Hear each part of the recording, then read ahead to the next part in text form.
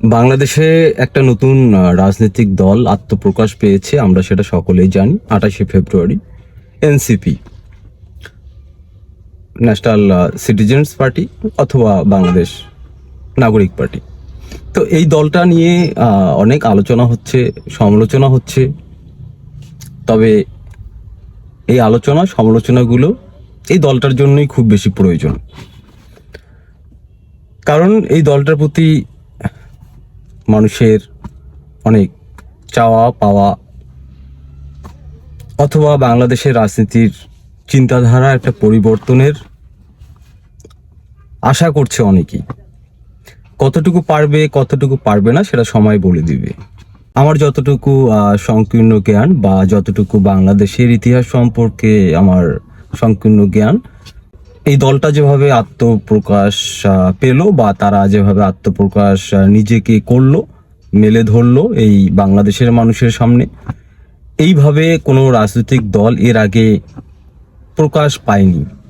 একটা রাজনৈতিক দলের আত্মপ্রকাশকে ঘিরে এত উন্মাদনা, এত মানুষের আলোচনা, এত মানুষের সমালোচনা এর আগে সম্ভবত হয়নি। আত্মপ্রকাশ অনুষ্ঠানে তারা বাংলাদেশের জাতীয় পার্টি, আওয়ামী লীগ ব্যতীত সবাইকে তারা নিমন্ত্রণ করেছিল। তার মধ্যে বেশিরভাগ রাজনৈতিক দলের বড় বড় লিডাররা এই অনুষ্ঠানে এসেছিল। বিএনপির রিজভী এসেছিল, এছাড়া উল্লেখযোগ্য ব্যক্তি অনেকে এসেছিল। তো যেহেতু রাজনৈতিক দলটা নতুন, এক্ষেত্রে ভুল করলে তারা শুধরে নিবে, আবার ভালো কাজ করলে তাদেরকে আমরা বাহবা দিব।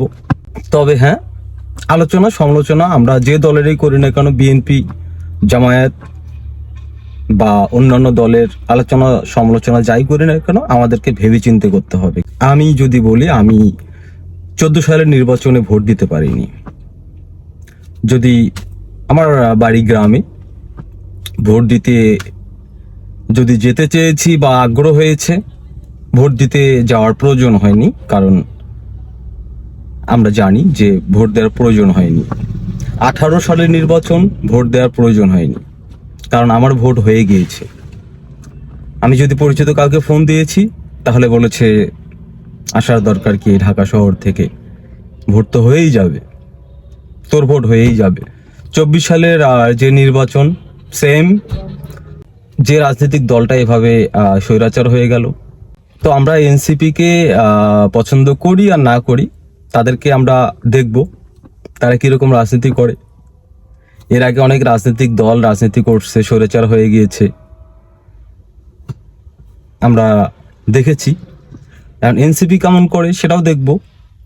সামনে নির্বাচন, অবশ্যই আশা করব সুষ্ঠু একটা নির্বাচন যেন এই বাংলাদেশে হয়, যাতে সবাই সবার ভোট তার পছন্দের ব্যক্তিকে দিতে পারে বা পছন্দের দলকে দিতে পারে।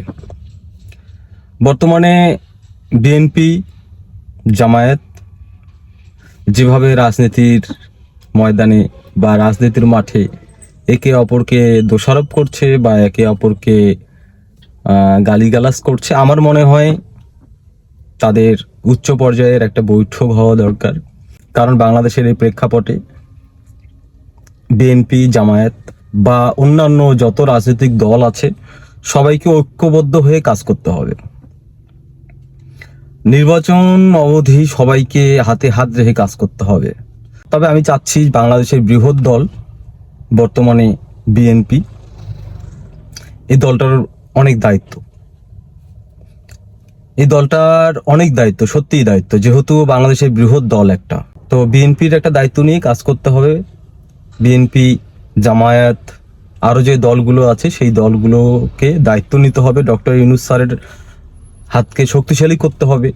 বাহিরের দেশের যত ষড়যন্ত্র আছে মোকাবেলা করতে হবে। ডক্টর ইউনূস স্যারকে সফল করতে পারলে আমরা পরবর্তী সময়ে সফল হব, এটাই বাস্তবতা। আমরা ডক্টর ইউনূস স্যারকে যদি সফল করতে না পারি, আমরা কিন্তু নেক্সট টাইম সফল হতে পারবো না। আমরা কিন্তু ভালোভাবে নির্বাচনে ভোট দিতে পারবো না। তাই প্রত্যেকটা দলের উচিত ডক্টর ইউনূস স্যারকে সাপোর্ট করা। এনসিপি নতুন দল গঠন করলো, আমরা তাদেরকে দেখব তারা কিরকম কাজ করে। তারা অন্যান্য রাজনৈতিক দলের সাথে কিরকম আচরণ করে, কিরকম ব্যবহার করে সেটা দেখব। আর নাহিদ ইসলাম চমৎকার একটা কথা বলছেন, বাংলাদেশে কোনো ভারতপন্থী বা পাকিস্তানপন্থী চলবে না। সবচেয়ে ভালো লেগেছে তার এই কথাটা আমার। সব দলের জন্য শুভকামনা। আমরা চাই বাংলাদেশে একটা প্রতিযোগিতাপূর্ণ রাজনীতি হোক। প্রতিযোগিতাপূর্ণ রাজনীতি হলে সুন্দর একটা গণতান্ত্রিক দেশ করা সম্ভব। প্রতিযোগিতামূলক যদি রাজনীতি না হয়, রাজনৈতিক মাঠে রাজনীতি না হয়, তাহলে গণতান্ত্রিক একটা দেশ প্রতিষ্ঠিত হয় না। যে দেশে রাজনৈতিক দলগুলো যত বেশি শক্তিশালী, জনগণকে পাশে নিয়ে, সেই দেশের গণতন্ত্র তত শক্তিশালী। আমরা চাই বাংলাদেশের প্রত্যেকটা রাজনৈতিক দল এই মুহূর্তে একতাবদ্ধ হোক, একতাবদ্ধ হয়ে নির্বাচন করুক। নির্বাচনের পরেও সবাইকে একতাবদ্ধ থাকতে হবে, এমন না যে নির্বাচন হয়ে গেল আর একতা থাকতে হবে না। নির্বাচনের পরেও কাঁধে কাঁধ মিলিয়ে কাজ করতে হবে, তাহলে আমাদের বাংলাদেশ এগিয়ে যাবে। ধন্যবাদ।